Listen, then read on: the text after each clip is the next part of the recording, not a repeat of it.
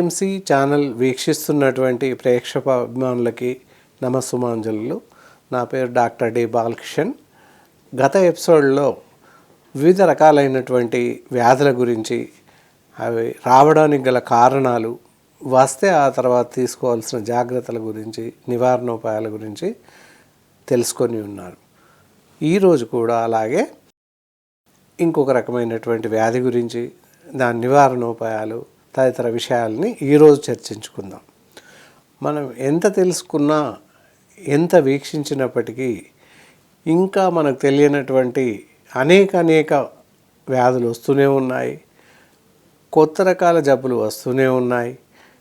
ఇలా రావడం వెనుక దాగి ఉన్నటువంటి చాలా రకాల అసంబద్ధ కార్యక్రమాలు, అసంబద్ధ ఆహార నియమాలు, మన జీవన విధానం మొదలగునవన్నీ కూడా కారణాలు అవుతున్నాయి. మామూలుగా ఈ ప్రస్తుతం శీతాకాలం అని అంటాం, లేదా చలికాలం అని కూడా అంటాం.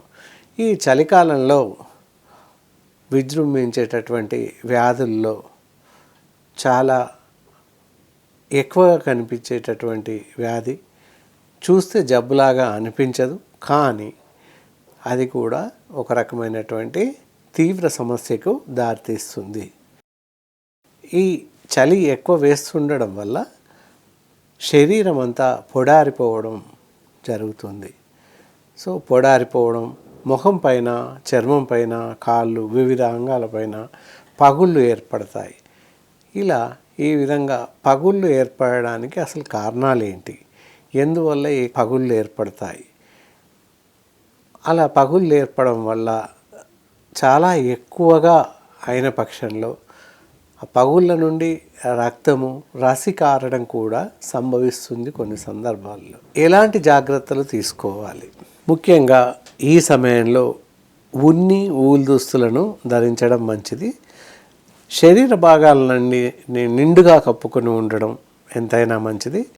మరీ ఉదయం కానీ, మరీ సాయంత్రం కానీ బయటకు వెళ్ళినప్పుడు ఒక కళ్ళు, ముక్కు బయట తప్ప మిగతా అన్ని భాగాలు కూడా ఉన్ని దుస్తులతో కప్పబడి ఉండడం చాలా మంచిది.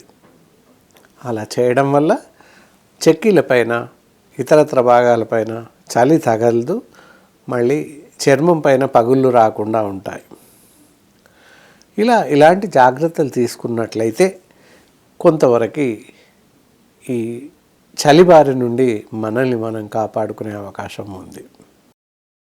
కావున ఇట్లాంటి జాగ్రత్తలు తీసుకుంటూ మన శరీర భాగాలని జాగ్రత్తగా కాపాడుకోవడం ఎంతైనా మంచిది. ఇలా మనం ఇన్ని జాగ్రత్తలు తీసుకున్నప్పటికీ కూడా శరీర భాగాలు, ముఖ్యంగా బాహ్య అవయవాలు మట్టుకే చలికి గురై ఈ పగుళ్ళు ఏర్పడతాయి. ముఖ్యంగా పాదాలు, కాళ్ళు, చెక్కీళ్ళు, నుదురు, పెదములు ఇలాంటివన్నీ కూడా చలి తీవ్రతకి తట్టుకోలేక చర్మం పైన పగుళ్ళు ఇలా ఏర్పడినప్పుడు మరి ఎలాంటి చికిత్సలు తీసుకోవాలి, మనం ఏమి చేయవచ్చు అనే దానికి గాను చాలా సింపుల్గా, చాలా తేలికైనటువంటి చికిత్సా విధానాలు ఉన్నాయి. మనం ఇంట్లోనే చిట్కాలాగా చిన్న గృహ వైద్యం కూడా చేసుకునవచ్చును. అదేంటంటే, రాత్రి పడుకునే ముందు కొంచెం నువ్వుల నూనె ఒళ్ళంతా పట్టించడం ఎంతైనా శ్రేయస్కరం. దీనివల్ల పగుళ్ళు తగ్గిపోయే అవకాశం ఉంది. ఇంకొక రకమైనటువంటి గృహ చికిత్స, ఆముదము అంటారు, లేదా లిక్విడ్ పారాఫిన్ అని కూడా అంటాము. ఈ ఆముదాన్ని ఒళ్ళంతా పట్టించడం, పల్సగా ఒళ్ళంతా పట్టించడం, ఎక్కడెక్కడైతే పగుళ్ళు ఉన్నాయి అక్కడ పట్టించినట్లయితే 1-2 రోజుల్లోనే ఎంతటి పగుళ్ళు ఉన్నప్పటికీ పూర్తిగా సమస్య పోయి చర్మం నునుపుదేలి కాంతివంతంగా తయారవుతుంది. ఈ విధంగా ఈ చికిత్సల ద్వారా చర్మం పగుళ్ళని పూర్తిగా కాపాడుకోవచ్చును. ఇంకొకటి మార్కెట్లో రెడీమేడ్గా దొరుకుతుంది, వైట్ వ్యాస్లిన్ అని అంటాము. వ్యాస్లిన్ తీసుకొచ్చి కూడా కాళ్ళ పగుళ్ళకి, ఎక్కడెక్కడైతే ఈ చర్మం పైన పగుళ్ళు ఏర్పడ్డాయో అక్కడ రాత్రిపూట అప్లై చేసినట్లయితే పూర్తిగా తగ్గిపోయే అవకాశం ఉంది.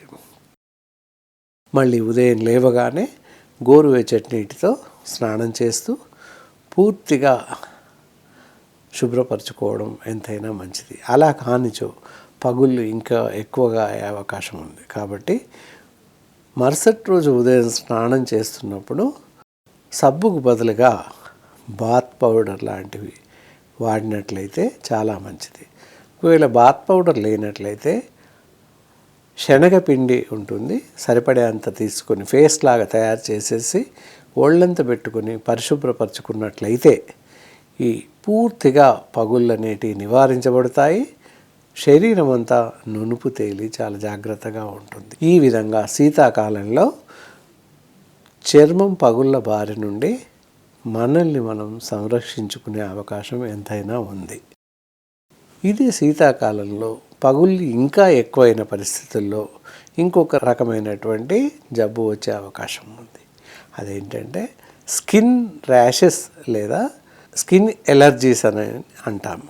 ఎక్కువగా చలికి ఉండడం వల్ల చర్మం పైన ర్యాషెస్ రావడం, బిందులు ఏర్పడడం, కంతులు ఏర్పడడం కూడా జరుగుతుంది. చలిని తట్టుకోలేక మనం కాస్త చేత్తో అలా రుద్దినట్లయితే లేతే ఒరిపిడికి శరీరం ఒడిపిడికి చర్మం పైన ర్యాషెస్ రావడం, చర్మం కందినట్లు అవ్వడం, ఎర్రబడిపోవడం ఇలాంటివి జరుగుతాయి. మరి ఇలా చర్మం పైన కంతులు రావడం, చిన్న చిన్న బిందులు రావడం, ర్యాషెస్ ఏర్పడడం ఇలాంటివి జరిగినప్పుడు మరి ఏం చేయాలి? వాటిని తగ్గించడానికి అవకాశాలు ఏమైనా ఉన్నాయా అనేది ముఖ్యంగా ఆలోచించాలి. ర్యాషెస్ రావడానికి, చర్మంపై బిందులు రావడానికి శరీరంలో ఉన్నటువంటి రక్తంలో కొన్ని రకాల మార్పులు సంభవిస్తాయి. దాన్నే రక్తదోషము లేదా పిత్తదోషం అంటాము. దానివల్ల చర్మం పైన ర్యాషెస్ రావడం, అసంబద్ధంగా కణుతులు అట్లాంటివి రావడం జరుగుతుంది.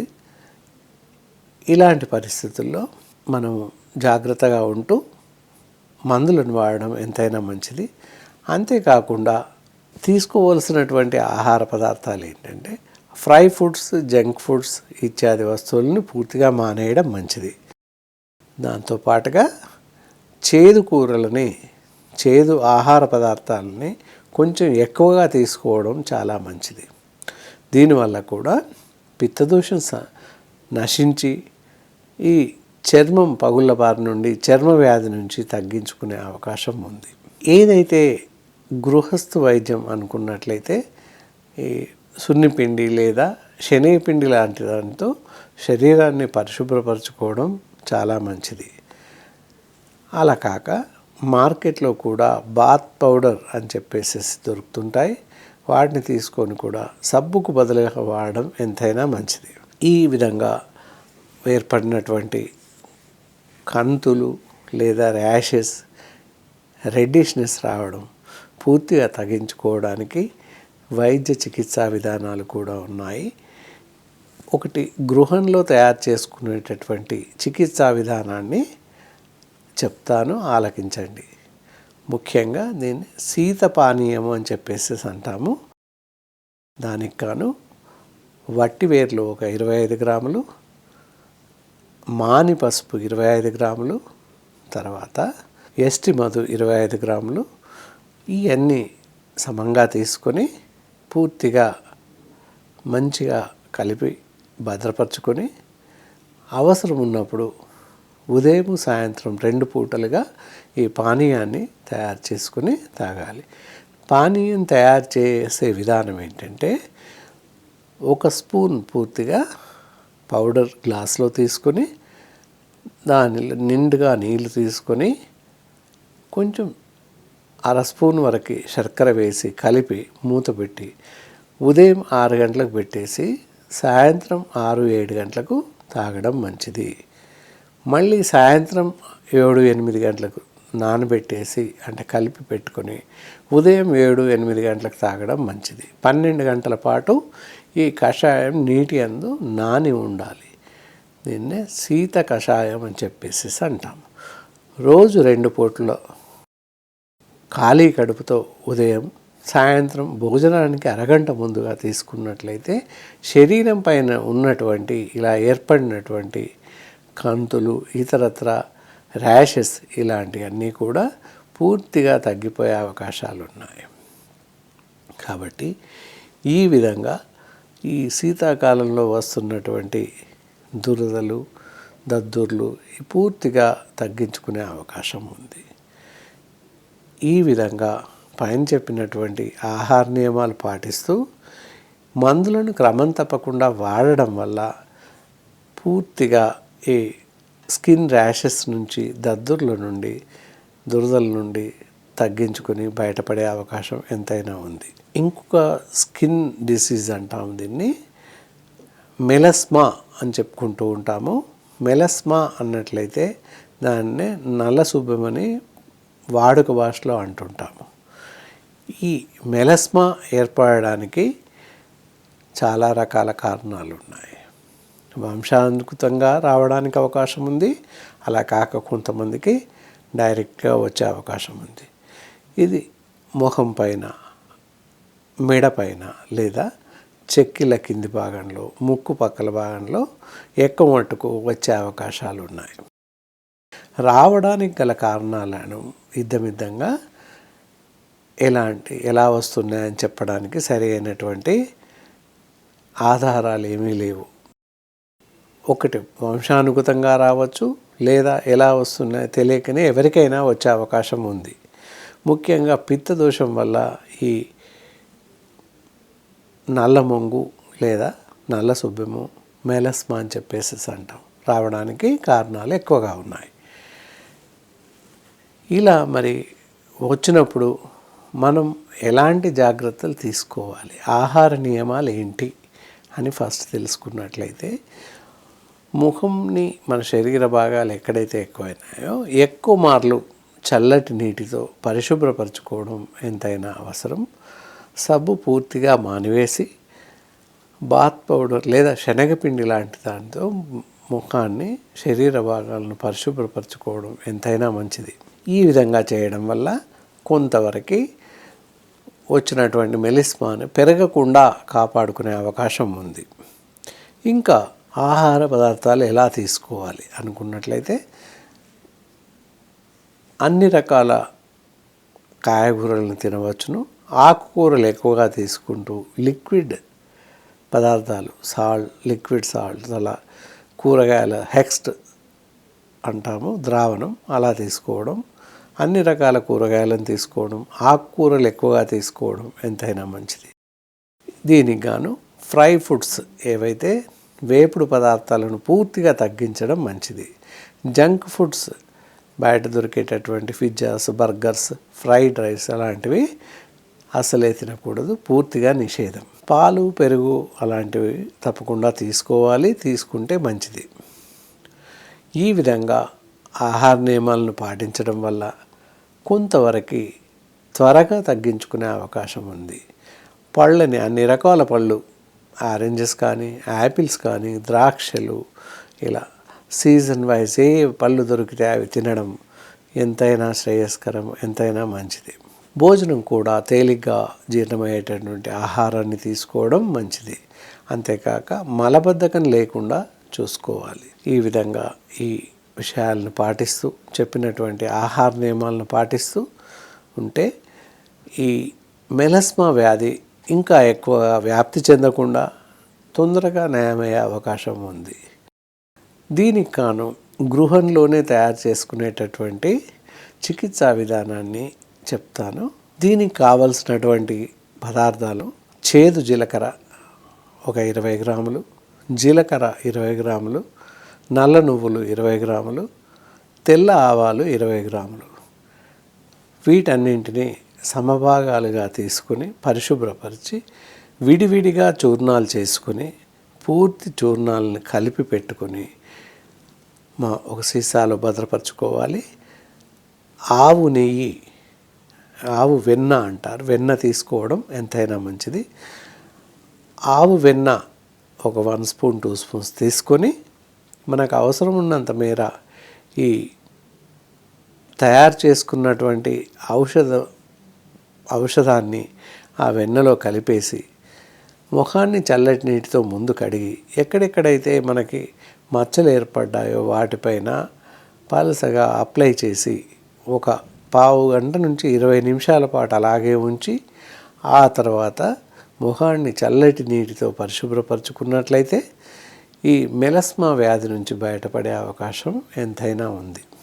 క్రమం తప్పకుండా పూర్తి తగ్గే వరకు ఈ మందును ముఖం పైన ఎక్కడెక్కడైతే ఈ నల్ల మచ్చలు వచ్చినాయో వాటిపైన అప్లై చేసినట్లయితే తద్వారా పూర్తిగా తగ్గించుకునే అవకాశం ఉంది. గృహ చికిత్సా విధానం ఏంటంటే మాని పసుపు ఒక 20 గ్రాములు, గంధం ఒక 20 గ్రాములు ఇవి తీసుకొని వీటిని సమాన భాగాలుగా తీసుకుని పూర్తిగా కలిపి భద్రపరుచుకొని ముఖాన్ని చల్లటి నీటితో ఫ్రెష్గా కడిగి ఈ కలిపి పెట్టుకున్నటువంటి ఔషధాన్ని ముఖం పైన ఎక్కడెక్కడైతే మచ్చలు ఏర్పడ్డాయో వాటిపైన పూతగా పూసి ఒక 20 నిమిషాల వరకు అలాగే ఉంచి ఆ తర్వాత చల్లటి నీటితో ముఖాన్ని పరిశుభ్రపరచుకోవడం ఎంతైనా మంచిది. ఈ విధంగా కూడా నల్లమొంగుని నివారించే అవకాశం ఉంది. అంతేకాక పైన తెలిపినటువంటి ఆహార నియమాలను తీసుకోవాల్సినటువంటి జాగ్రత్తలన్నీ పాటిస్తూ ఉన్నట్లయితే ఈ ఔషధ సేవను సేవించినట్లయితే ఈ నల్లమొంగు బారిన పడ్డవాళ్ళు పూర్తిగా బయటకు వచ్చే అవకాశం ఉంది. కావున ఈ వైద్య విధానాన్ని ఈ జాగ్రత్తల్ని పాటిస్తూ మిమ్మల్ని మీరు కాపాడుకుంటారని అనుకుంటున్నాం. ఇంతేకాక అప్పటికీ తగ్గనట్లయితే లేదా మీకు చేసుకునే ఓపిక లేనట్లయితే అనుభవజ్ఞులైనటువంటి ఆయుర్వేద వైద్య నిపుణులను సంప్రదించినట్లయితే కూడా ఈ పై వ్యాధులకి సరిపడేటటువంటి వైద్య చికిత్సా విధానాలను వైద్య చికిత్స చేసి మీకు అవసరం ఉన్నటువంటి మందులను ఆహార నియమాల్ని మందులు ఎలా వాడాలి ఇత్యాది విషయాల్ని మీకు పూర్తిగా చెప్పి చికిత్సను అందించి మీకు ఆ వ్యాధి బారి నుండి పూర్తిగా తగ్గించే అవకాశం ఉంది. ఇంకా చాలా రకాల జాగ్రత్తలు తీసుకోవాల్సిన అవసరం ఎంతైనా ఉంది. ఎక్కువగా ఎండలు తిరిగే వాళ్ళకి, తర్వాత బయట పనుల్లో వెళ్ళే వారికి ముఖం నల్లగా కమిలిపోయినట్టు అవ్వడం, నుదురు పైన కంటి బొమ్మల పైన నల్లగా మాడిపోయినట్లు జరుగుతుంది. ఇలాంటి వాళ్ళకి చాలా సూక్ష్మమైనటువంటి చిన్న వైద్య చికిత్సా విధానం ఉంది. దాన్ని సన్షేడ్ అంటాము. ఎండకి అలా జరుగుతుంది. సూర్యరశ్మి వల్ల ముఖం పైన పడి ముఖం అంతా నల్లగా కమిలిపోయినట్టు అవుతుంది. ఇలాంటి సందర్భాల్లో మనం ఏం చేయాలి, ఎలాంటి జాగ్రత్తలు తీసుకోవాలి? ఎండ ఎక్కువ పడకుండా క్యాప్స్ పెట్టుకోవడం. వెహికల్స్ పైన వెళ్ళే వాళ్ళకి హెల్మెట్ ఉంటుంది కనుక ఎలాంటి ప్రమాదం లేదు.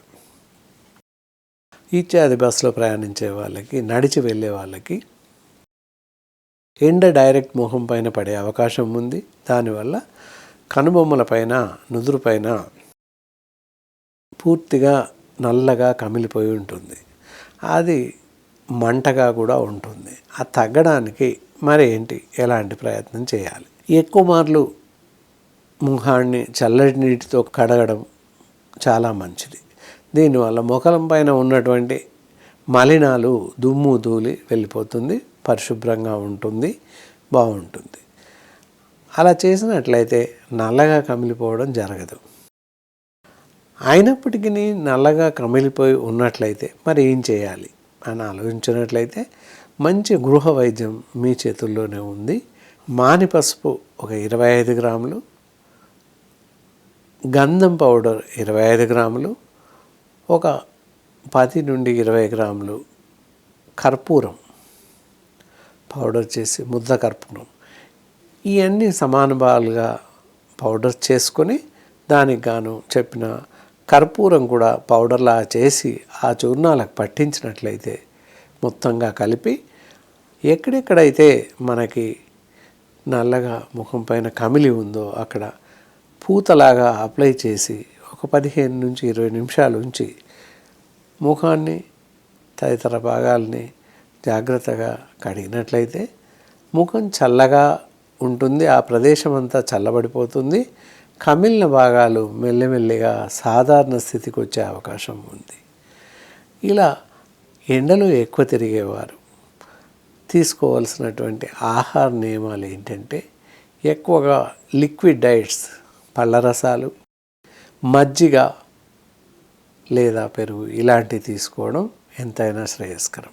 ఈ విధంగా గృహ ఔషధాన్ని వాడినట్లయితే పూర్తిగా నుదురు పైన నల్లగా మారినటువంటి ప్రదేశం అంతా కూడా సాధారణ స్థితికి వచ్చే అవకాశం ఉంది. పూర్తి తగ్గే వరకు ఈ ఔషధాన్ని వాడినట్లయితే మీ చర్మాన్ని మీరే సంరక్షించుకునే అవకాశం ఉంది. కాబట్టి తప్పనిసరిగా ఈ ఔషధ విధానాన్ని పాటిస్తారని ఆశిస్తున్నాను. అంతేకాక ఆహార నియమాలు ఏవైతే చెప్పామో ఆ ఆహార నియమాలను కూడా పాటించినట్లయితే తొందరగా ఈ చర్మం కమిలిపోయిన ప్రాంతం మంటగా ఉంటుంది కనుక ఆ మంట వేడి నుంచి మిమ్మల్ని మీరు రక్షించుకునే అవకాశం కూడా ఉంటుంది. చికాకుగా దురదగా ఉంటుంది, ఇవన్నీ కూడా పూర్తిగా తగ్గిపోయే అవకాశం ఉంటుంది.